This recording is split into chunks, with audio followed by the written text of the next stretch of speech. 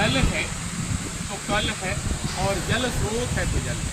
प्रत्येक रविवार को हम लोग किसी न किसी तालाब पर स्वच्छता अभियान चलाते हैं। आज उसी कड़ी में मैं बेनीपुर पोखरा को हूँ। जरा भाई साहब आ जाइए। देखिए ये बेनीपुर जो पोखरा है इसकी बनावट एक तरह से बेनी की तरह है। जब हम लोग खासकर लकड़ियों से जो बेना बनता था ठीक उसी तरह एक तरफ घाट है और फिर तालाब इस तरह बना है। मगर इसका आधुनिक स्वरूप देखें, जरा दिखाइए वैसे पूरे दिखाइए।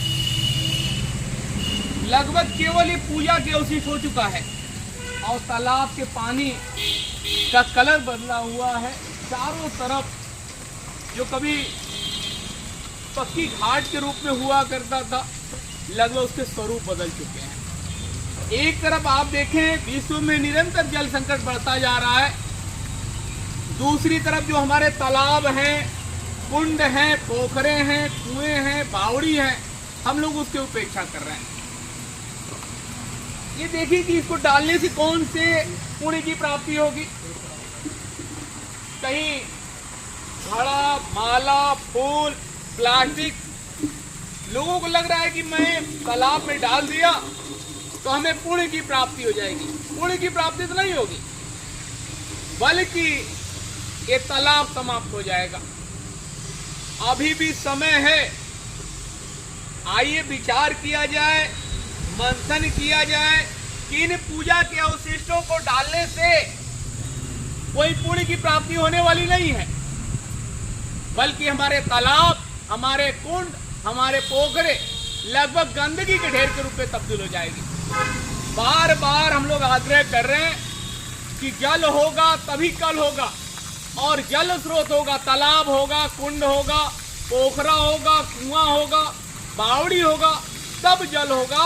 नहीं तो आने वाले दिनों में वह दिन दूर नहीं है जब आप जैसे पेट्रोल पंप पर लाइन लगाकर अपनी गाड़ियों में तेल लेते हैं, आने वाले दिनों में आप वाटर पंप पे लाइन लगाएंगे और फिर आपको समझ में आ जाएगा।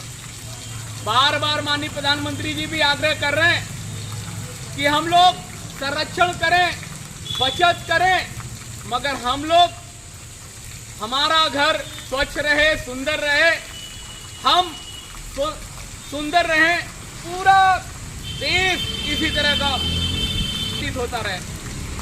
आइए इस बदलाव को, इस विचार को बदला जाए कि तालाब केवल पूजा के अवशिष्ट डालने का केंद्र नहीं है, बल्कि ये हमारे एक तरह के जल स्रोत है, हार्वेस्टिंग सिस्टम है, जहां बरसाती पानी संरक्षित होता है और यही पानी हमें हैंडपंप के माध्यम से, समर केबुल के माध्यम से प्राप्त होता है।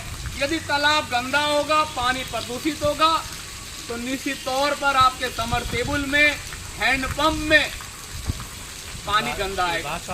मात्र 5 मिनट का समय आप दें, 5 मिनट का समय दें अपने आसपास जो भी तालाब हैं, कुंड हैं, पोखरे हैं, आइए स्वच्छता अभियान चलाया जाए और अपने तालाब को, कुंड को साफ किया जाए, क्योंकि जल है तभी कल है और जल स्रोत है तभी जल है।